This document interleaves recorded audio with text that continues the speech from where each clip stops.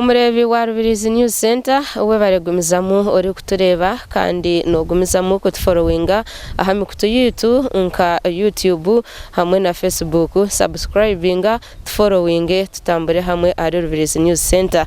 Erizoba twakureta St Thomas Vocational Secondary School Eishomero eri kushangwa omuruka obwa Buruma egombore ya Rutoto district ya Rubirizi. Omukoro gw'amani no go kureba government ya Uganda kurabira ministry y'ebyo bwegese hamwe n'emizano nabatwara Eishomereri kuri gita haganda amashomero age bakozere seed schools omwihanga ryona nza kureba bakama bishomereri bari kurihereza yo mikono ya government abwo kuba rekatandikwa Father Charles ahamusingi gwo kwera abantu na no kubutura ebyo bwegese district ya Rubirizi konka omyaka nkeshatu ena eyitira amabega ebintu bitwire nibitambura kureba ngo Eishomereri rya rugo mikono y'obuntu buntu ryaza omikono ya government.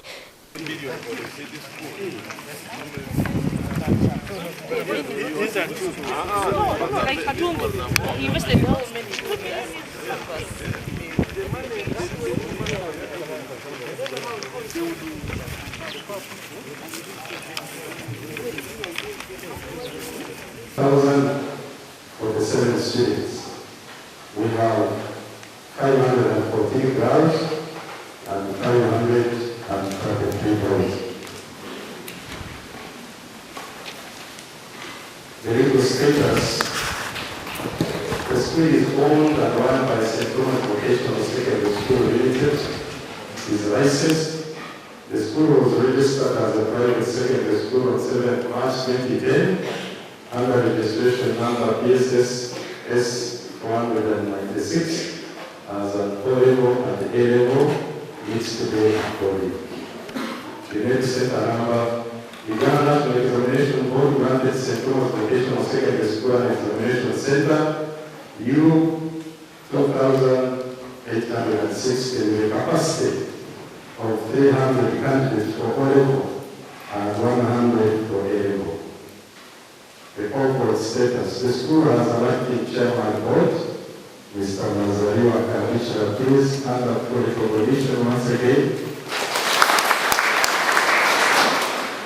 And also has the chairperson, Parents Teachers Association, Mr. Ritwirwe.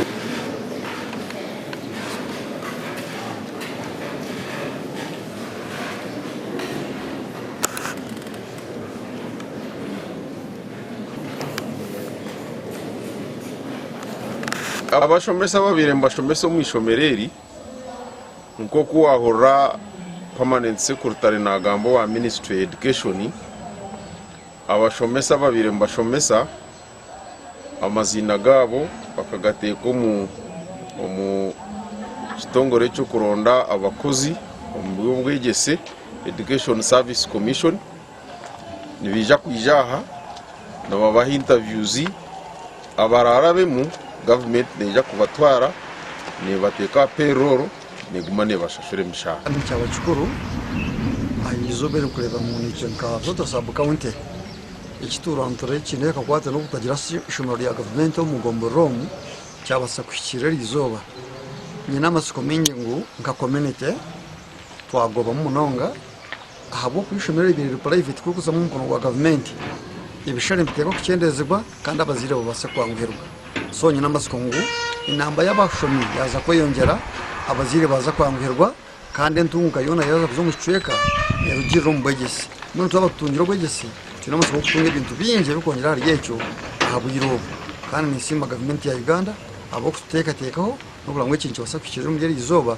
ombiro bundu ciyamane ugomborora abo Rutoto sub county kinkabenye na mu kikore kiso nitibasa korobya okumonitoring akwa wanu naza nka Eishomero rya secondary ngire ku monitoringa nashanga batine scheme zibatine ki ni bane banti nako na bamanya ngo nyine cyangwa kiri kwasa kubakora kunka kugira ngo bane bamanya ngo bari answer batuze ministry nimbasa kugambe canje bakirebe kirinka useless akora batakunde bambuyinza bw'amana ari kuko kubo kubere barinka ba primary no raba primary ze answer to our district service commission njimesha ngora akora bisitakwenda nitumuhereza mu service commission ize mu disciplining ninge mu dismissing mukate kwa kujanga babone baba ni ba interviewing aba education service commission nuza kushanga ari answerable to the ministry, not to the district service commission.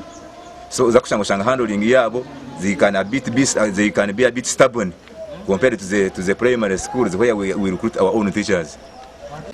Some private schools are doing better than government schools. Why? Tomorrow we are going to appoint you the teachers, and then you will become lazy.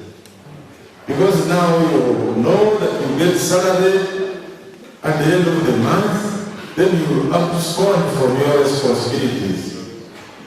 I know today we are happy and we are celebrating, but in this celebration, I want to warn you, the teachers, that this should not happen here. The moment you appoint you on the payroll, you should even do better than you have been doing.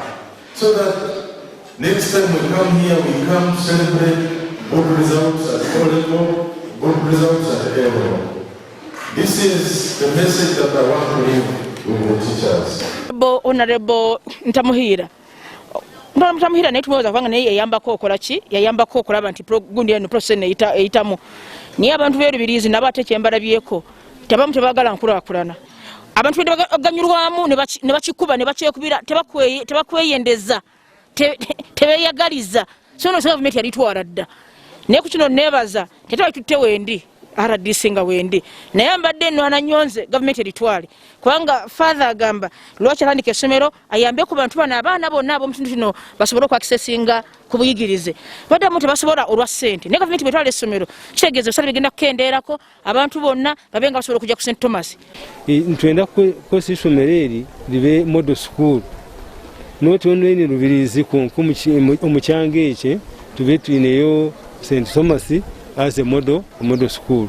Abokuba father ya Eishomero eri diri well organized wale banka structures Eishomero tokabasa kushikiriza ngu father ya government just on free.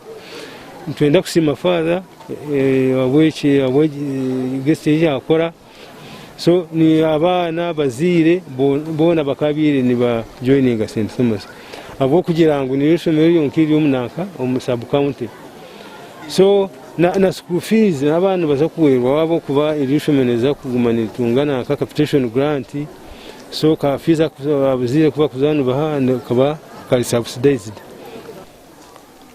Omurebi wa Rubirizi News Center webareguma otukuratire ahi twatandikira okwisi ahi twahenderera konko muri byona Eishomero rya St. Thomas Vocational Secondary School rya rw'emikono ya Father Charles Nwagaba rya rw'emikono ya Gavument na Ministry y'ibyo bwegese hamwe n'emizano.